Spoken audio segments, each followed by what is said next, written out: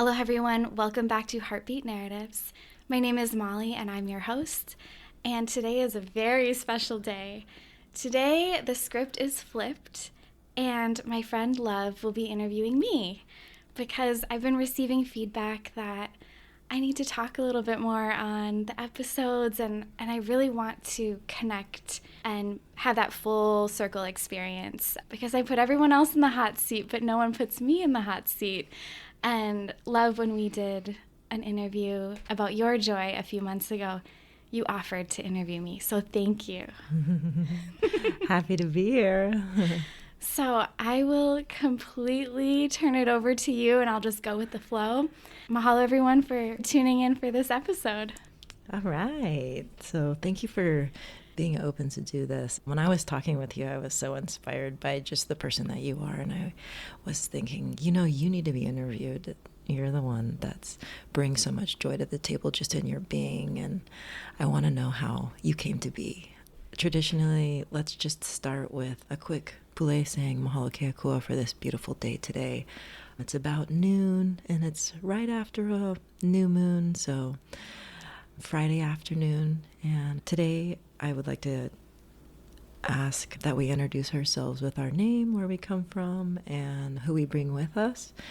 I'll start with myself. I'm Love. I came from Niu this morning, and today I want to bring my kumu ohai, hitatla lapa'au, and my 3 daughters.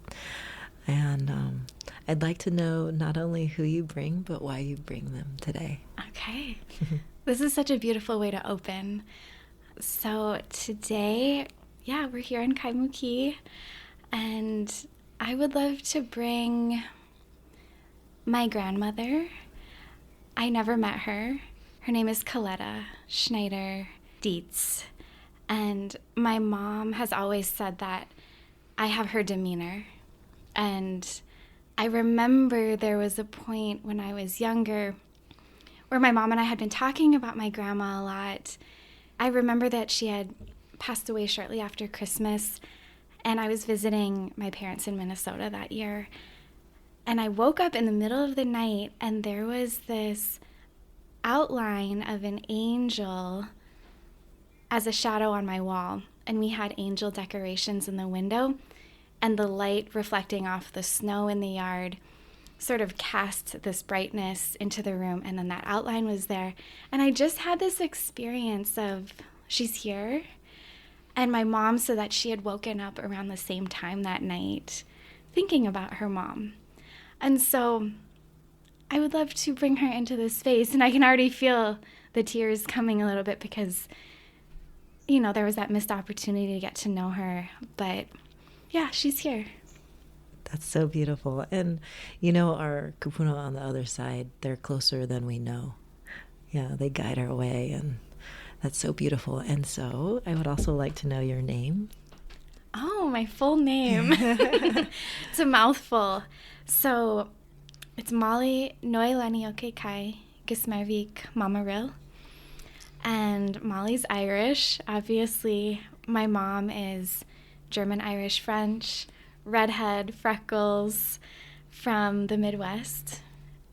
And my mom and dad said when they were choosing a name for me, they initially liked the name Jessica. But they started thinking more about it, and Molly is an Irish name, and it just had this sort of lightness to it. And there weren't a lot of Mollys in Hawaii. There's a ton of Mollys in Minnesota. So I grew up with Mollys everywhere on my soccer team and school. But here it's kind of a unique name, and it stems from Mary Maria. Noelani Okekai is my Hawaiian middle name, which translates to Heavenly Mist of the Sea. And so even though I think of myself as a mountain person, I love to hike and look at the ocean from a vista high above, I do have this connection to the ocean where I feel like that peacefulness, that flow is very healing. And the mist especially, that is the essence that I think I am. I'm not like the deep ocean. I'm like the mist just kind of right above the water that you can feel. And every time I feel that mist, my mom said when she was pregnant with me, she went down to Magic Island and would always feel that misty breeze coming off of the water right by the harbor. And they inquired, what would a Hawaiian name be that embodies that feeling? And so that's how I got my middle name. And Gismarvik is my second middle name, but it's my married name. And it's a Norwegian name from my husband's family, and it means sheltered harbor. It's interesting because Honolulu is also a sheltered harbor. So in some ways, I think he was meant to come here to Hawaii for college and kind of bring that into his own life. So that's pretty interesting. And my last name, which I decided to keep because I always liked Molly Mamaril. I just have always identified with all the M's in my name. Mamaril is Filipino, and it's a name that means like warrior, to shoot, in some ways, to be in battle, kind of like that energy around it. I still have a lot more digging and learning to do about my Filipino heritage, but it comes from my dad's side of the family, and there's a lot of Mamarils out there, and every time I meet someone in Hawaii with the same last name, we try to figure out if we're related. But there's just so many of us in the Philippines. Oh, so beautiful. Well, I really like to call you Molly Noelani. Yes. Thank you for sharing. I can see how your names embody who you are, because you have something very special about you. You can talk to any type of person, and you can get any type of person to talk. So you definitely have a gift, and I can see how the gift fits into each one of those names. So today I definitely wanted to talk about joy, but we'll get to that. And I was thinking to ask you, what do you think about the most? Who is Molly Noelani? Oh, wow. I knew you would challenge me in the best ways. And this is very humbling because to be on the other side of it and receive the questions. So what do I think about the most? That is such a good question. I'm always thinking about the future, I think. There's always this desire to create the best life, and sometimes that comes down to being like a little bit hard on myself. Like, I want to be healthy. I want to create this. I want to have my dream life of traveling and podcasting, and I'm in my mid-30s, and this almost feels like a dream that someone could have when they're in their teens. But I'm only now coming into that realization that that's something I desire, and it feels natural too. But it's like this portal opened when I was like 33, 34, that I'm finally realizing, oh, I do have a voice, and I can make people feel comfortable. And I've always had this, maybe it's a gentleness about me where people feel comfortable. My mom and dad have always said that, but I didn't quite know how to utilize that in a work space. Mm-hmm. Usually it just comes across that I'm soft-spoken in a corporate setting. Mm-hmm. That doesn't get me very far, but I work really hard. So my work usually has historically defined me, and people see me as like a trustworthy employee. But I've never created anything myself. So this podcast is something I think a lot about. Future guests, what I would love it to grow into. How do I connect with people meaningfully? And then I do a lot of other things like meditation and researching health. I love exploring nutrition and planning trips. It's, I'm always thinking about where am I going to go next in the world, or stay home here in Hawaii and explore. So my family and my husband always say I'm always like 5 steps ahead. They're like, we haven't even planned the weekend, but you're like 2 months ahead or 5 years ahead. Just slow down and give us a chance to ideate.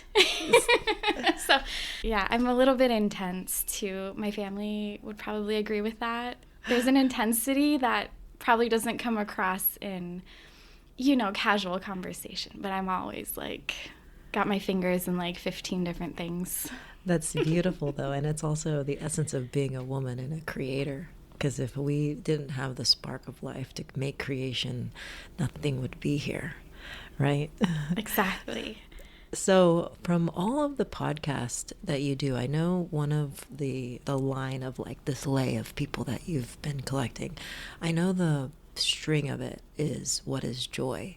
And so for you, seeing and meeting and talking with all of these people with all of these different ideas and all these different journeys, do you have some kind of overall understanding of the human condition and how people just would be mostly in Hawaii would frame joy, or people in mainland America too, right? I know you've done some podcasts in the continent, but for us here, what do you think are some of the main keys and main ideas that have constantly come up? Again, such a beautiful question. And I think with every interview that passes, there's like another unlocking of what joy can look like. I almost feel like I'm doing like a PhD dissertation on joy unknowingly, because every single person interprets it differently. And I'm seeing joy differently, because when I started the podcast, I felt like joy was this overall happy place. What gets people to that happy place? Whether it's their career, hobby, a place, a person. But in doing all of these interviews and spending hours every week editing and really listening to what people are saying, I've realized that it almost can't be contained in a definition, because that feeling is so different for everyone and everyone accesses it differently. I keep thinking back to an interview I did with a woman in Denmark, in Copenhagen, and she had so much joy. She was like diving off this platform into the river, the main river in Copenhagen. And she just had this big smile on her face, and I was walking by and I said, oh my gosh, I have to interview her. She seems open and receptive. And she was telling me how she started swimming in the river, essentially cold water bathing, and then she started diving because she was in the depths of grief. And the only thing she could do to get out of that space was to throw herself into the cold water and feel alive for 30 minutes, maybe multiple times a week, and now it has just become a routine. And as I've asked myself this question too, what is my joy? To me, it is the podcasting and this uncovering of all of these emotions. And there's so many avenues I think it could take, but I don't know really what joy is. But I have heard a quote by Helen Keller that I have loved. A friend of mine shared it with me, and it is, joy is the holy fire that keeps your purpose warm and your intelligence aglow. And so joy being that kind of activator, that warmth that keeps your purpose alive and as something you can continue seeking. I feel like my purpose is just like human connection. Wow. Beautiful. Very beautiful. I like the holy fire. It's really beautiful. And when you say holy fire, I automatically think of ancestral fire. Yes. You know, the fire that continues past this lifetime, the fire that brought us into this life. Speaking of holy fire, I know that you're Hawaiian and that you were born here in Honolulu, right? Yes. And then you moved to the mainland when you were Three. Almost 3. And came back when you were 22. Okay. Give me a little synopsis about what that is like to be born here and come back after all those years and reintegrating into who you are and your culture.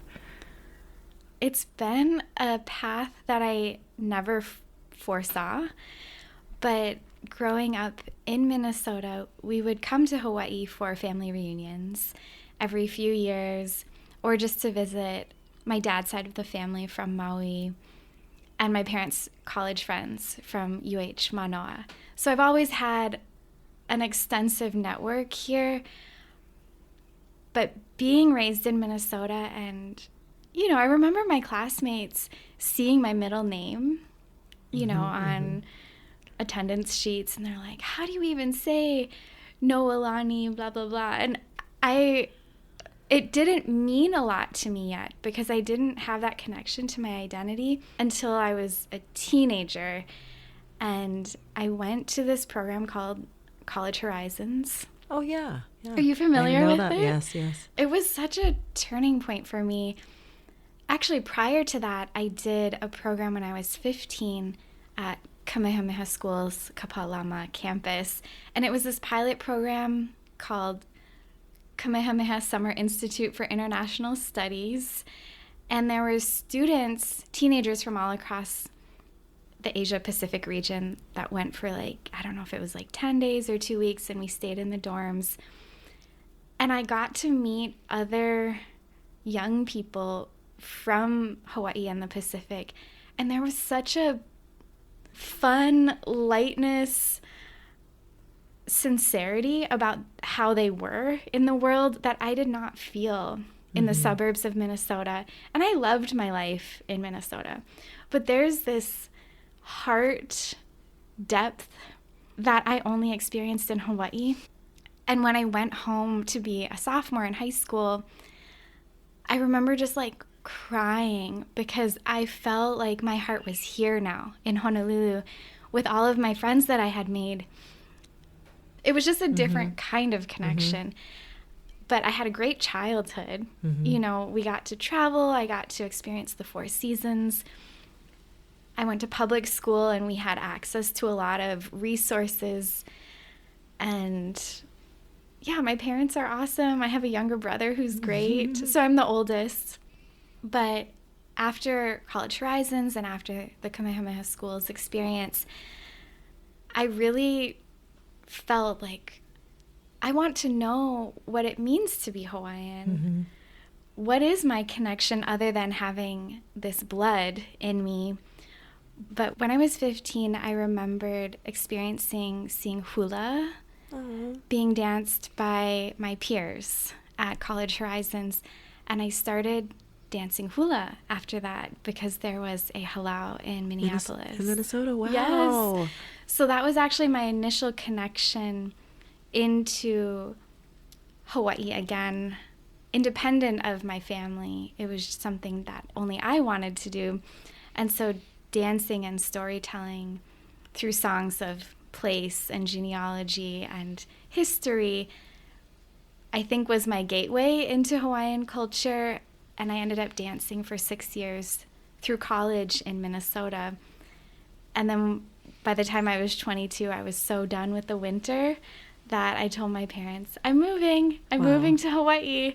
And that's when I applied to grad school at the university back in 2012. So that was a big transformation year. But yeah, hula, I think, is what brought me back to Hawaii. Wow. Are you dancing here? I've danced a little bit on and off when I was in college at UH, and then not consistently, but I'm still really very much in love with hula and watching it and feeling it, but I think that's something I still need to get back to somehow. Well, it's a very personal journey. Hula is a prayer. Yeah, so your prayer is personal and sacred, and how beautiful that that's what it was that brought you back into your spirit of culturally where you were going to end up eventually back here, you know, like moving your body the same way your ancestors did. It's like eating the same foods and drinking the same water. Yes. Yeah. Talk about holy fire. Coming to understand you being Hawaiian, you know, right around the time of puberty, mid-age, it's sort of like sparking this soul connection for you, which ultimately was going to lead you back home. Yes. Right? And so you go through all of these paths, and maybe you were identified as indigenous, but you weren't raised that way. But now the indigeneity never really ended because indigenous is sacred, right? And so you actually got to return back to your homeland where sacredness exists and the bones of your kupuna lay. And so now you get to hear the winds and the rains and see the rainbows and, you know, watch the ocean from the mountainside, and you get to hear their songs again. So it's almost like it's something that's hard to explain, and maybe something that is just part of being a cultural person or being here. It doesn't have to be something that you practice or you do. But it's really exciting to hear the journey that's now unfolded, that you're back home. I have a question about the Hawaiian side of your family. Do you have any good stories of like grandparents or anything like that? It's like, I love stories. That's why I want to. Do you have any good memories of your grandparents? Yeah. I want to hear something about them. I'm thinking back to some of our childhood visits when we would go to Maui, and I'm so grateful that I've been able to stay connected with the Maui family, my dad's side, because my cousins, you know, we're all around the same age. So we met when we were really young, and we've sort of grown up as pen pals, and now we're living in many different cities, but I have that connection to them. My grandparents, my grandma Rosie, she's a Spitfire. She had almost like a photographic memory. I remember asking her in high school if she could share with me a family tree because I was just very interested in genealogy. The next day, she gave me this pile of notebook paper that had generations back. Wow. And then the modern day family with like all the cousins and who got divorced and had more kids with someone else, and it was just this massive family tree. But family was everything to her. Yeah. And I still feel like I didn't get to know her as deeply as my cousins did because they were raised across the street or in her home. And so she was the lady on Facebook who would comment on every picture. You know, if I ever changed my profile picture, she would write a caption for it and be like, this is my Hapa Haole granddaughter. I think GDAU, granddaughter, number 3 or number 2 in the line. Because we have a lot of boys in the family, like grandsons, but there's only a few of us girls. So she would write a caption describing who I was to all of my Facebook friends so that she remembered. But yeah, just a very social butterfly. And my grandfather, they had my dad when they were very young. My grandma was, I think, 17. My grandpa was in his early 20s, and so it was sort of one of those very quick relationships, and then they went off on their separate ways and got married and had more children. And so there's sort of 2 sides of the family that I have gotten to know over the years. But my grandpa Al, he was a bit quieter but proud. He was a Marine and I think did 2 tours of Vietnam. Wow. When my dad was really young. So my dad didn't know him that well as a child, but when he was about 9 or 10, he joined my grandpa in Guam and California. Wow. And I think my dad went to like 7 or 8 schools between the ages of 9 and 18, but he graduated from Baldwin High School on Maui. So, you know, he was a little more of a stern man, but he had a gentle side too. He liked watching baseball. I remember when we would visit, he was always watching baseball. But yeah, I think it's been being part of the diaspora. It's hard too because you want to have this deep connection with family, and yet the time in history hasn't been there to develop in the same way as if you live down the street from each other. And so there's this desire within me almost to have been raised here because I feel like I missed out. But at the same time, I had a great upbringing that has given me an awesome education to be curious. I don't know if I would be as curious about mo'oku auhau or connection to Aina if I wasn't raised somewhere where I didn't have access. There's a depth that is there because it was lacking. And so to be able to come home to Hawaii, I feel really lucky, and I hope that more people who were born elsewhere but have Hawaiian roots can come back. Yeah. It's so important. I think so too.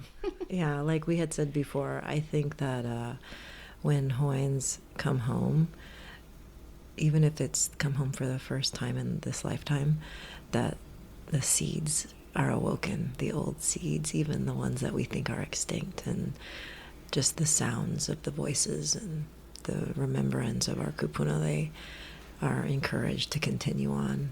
Yes. Yeah. Wow, what a beautiful connection of all of the different places. I feel like your family and you are so well traveled. And now you're here, though, and you're still only in your 30s. So that means you have a lot of time. So you're lucky that you came back so early, you know, because you like to look ahead in the future. What do you see is going to happen in the next 10, 20, 100 years? It's funny you're asking this now because it's the first time in my life I have no idea. It's been such a humbling couple of years where it feels like everything has shifted. My identity has shifted. My spiritual outlook has shifted. And so I'm in the midst of a bit of chaos internally right now because everything I thought I wanted when I was 25, 26 is not necessarily what I want anymore. And I think now I have a lot more of a backbone and I speak up, and I did not foresee a podcast being part of my life at any point, and now I'm completely obsessed with it. My hope is that there's more travel, more meaningful conversations, possibly a family. I think one of the reasons I'm navigating this chaos is I've been going through some big health stuff the last couple of years, and I don't want to identify with it too much, but it has been the catalyst for some deep inner work that I think is necessary for any human. I just happen to be experiencing it in my 30s, where other people might experience it in their 60s, 70s, 80s. And it's been hard, you know, not having answers, getting misdiagnosed, having to advocate for myself really hard, and then trust my intuition if I'm not being listened to or if something's off. Because if I didn't trust my gut in all of these situations the last few years, I wouldn't have the hope that I have now, finding the right care. And so, yeah, it's been tough, but I'm trying to adopt the mindset like it's happening for me, for my own growth. It's not happening to me. And just reading a lot of books and meditating, praying every day, trying to spend time in nature. And I've recently just started going on walks with no cell phone and just walking on my hill, going on hikes, because it's like my brain is just craving silence.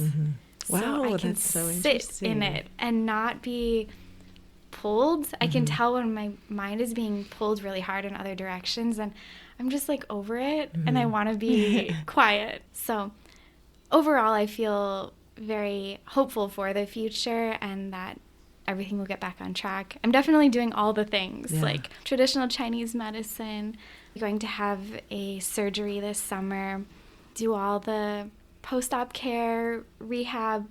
It's something that other women deal with too, but my situation might be a little bit more complex, but I'm hopeful that it's simpler than they think it is. So, yeah.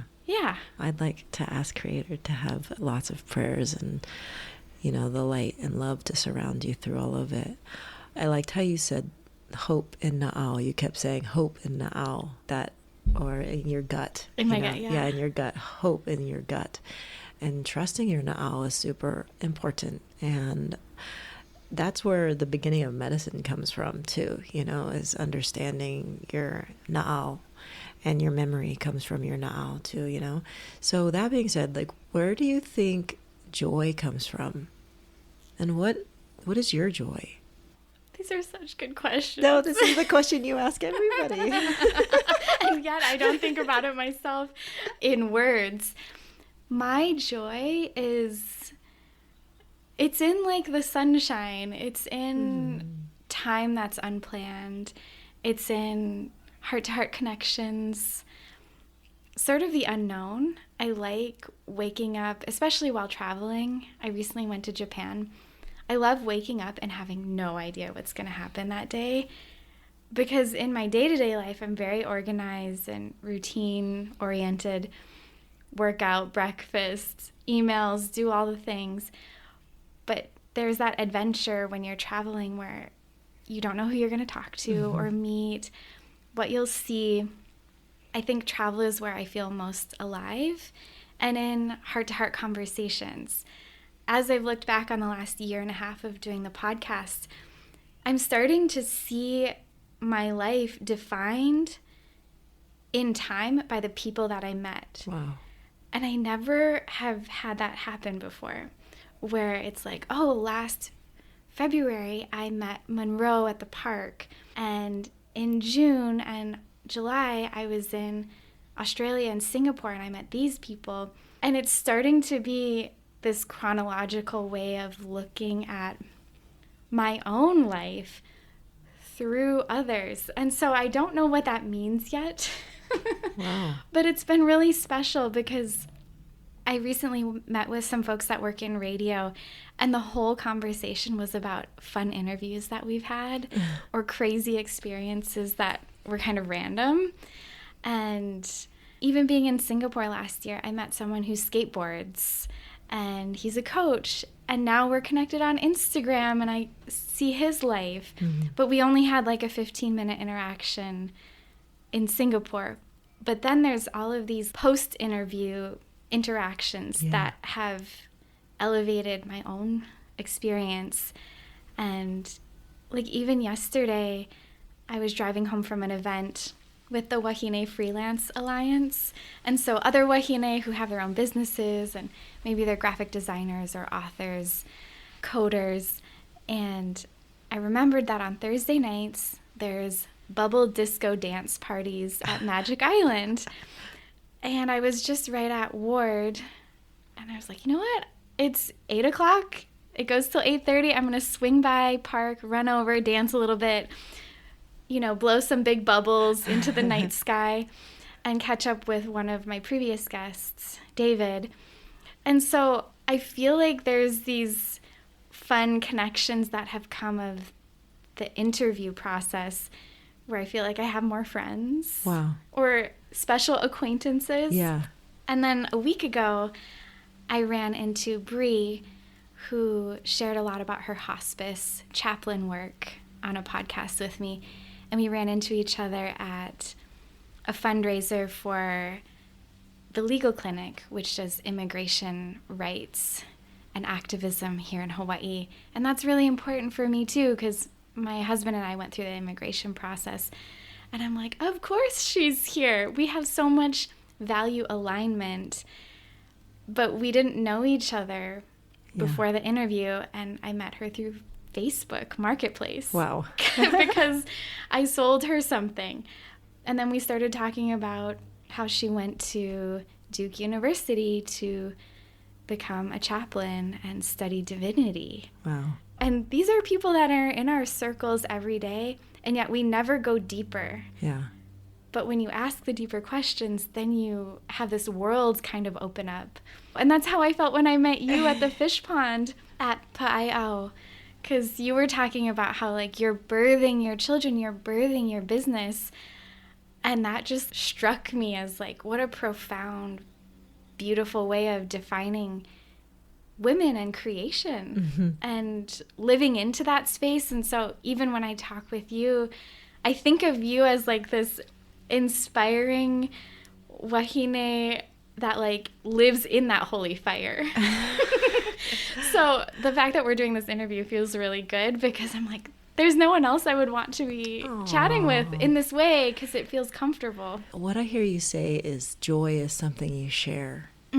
And I think it's beautiful that you found an avenue to find joy with people, which is exactly different, opposite of what's happening in the world right now with the quickness of everything and the need to do everything fast and maybe not even interact face to face. So you're going back in time and you're making connections, and I bet you the people that you're connecting with are ono or wanting that at the same time. Yes. They want to be seen. And I can't help but to see that you have a gift. And your gift is to speak heart to heart to someone. I guess that's why you're called Heartbeat Narratives, right? But it's like every podcast is like another beat of this heart of joy that you're making happen.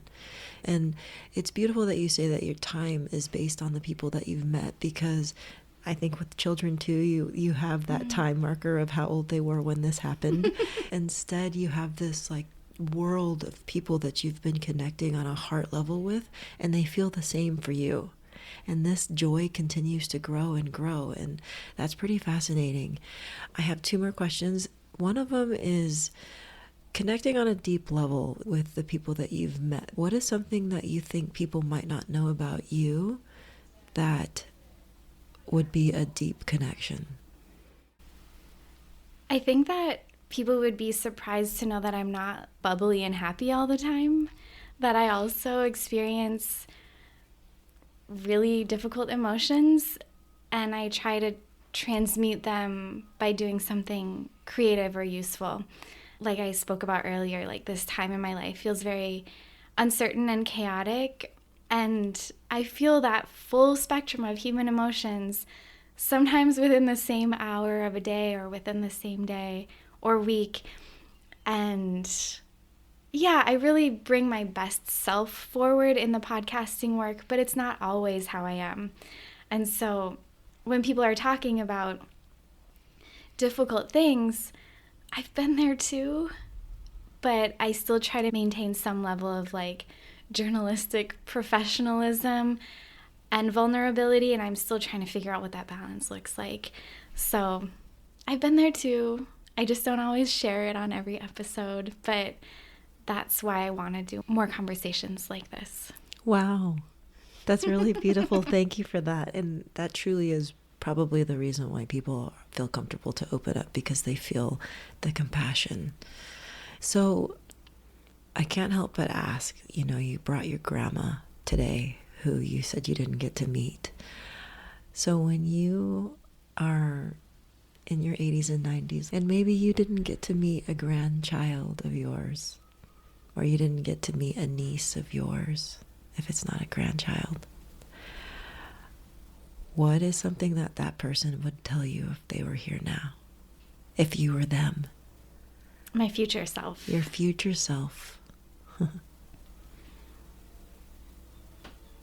This is bringing up a lot of emotions. I feel like I would say, you are so loved, and I'm so proud of you.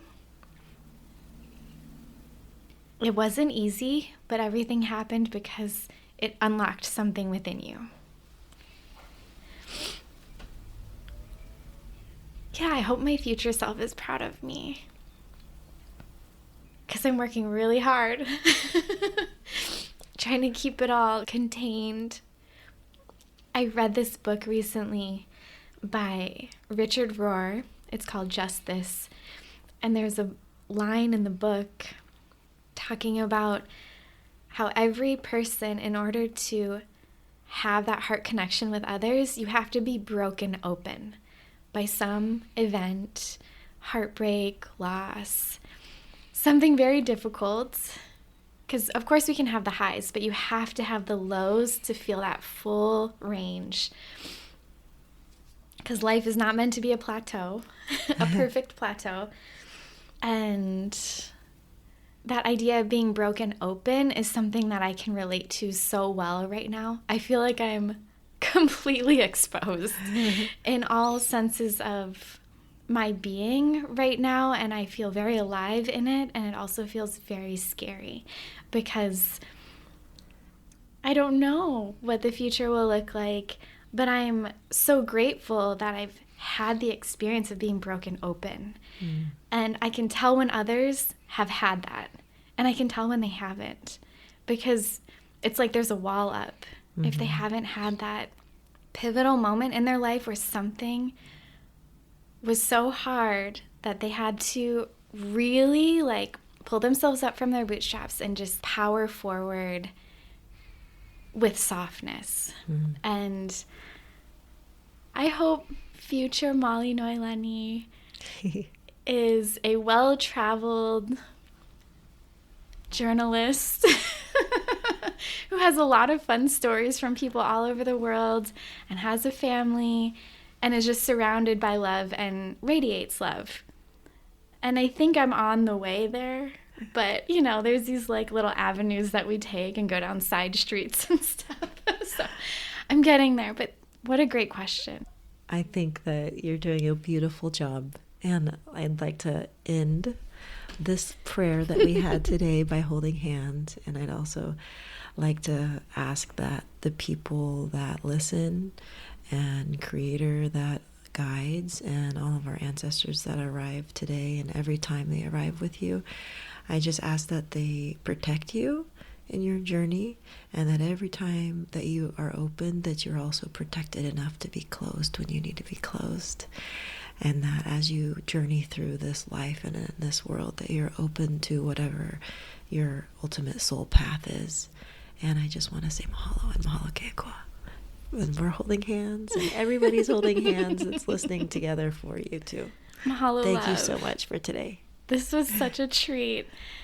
Thank you everyone for tuning in, and I hope that we can continue to stay connected in this way. And love, you are love. Aloha.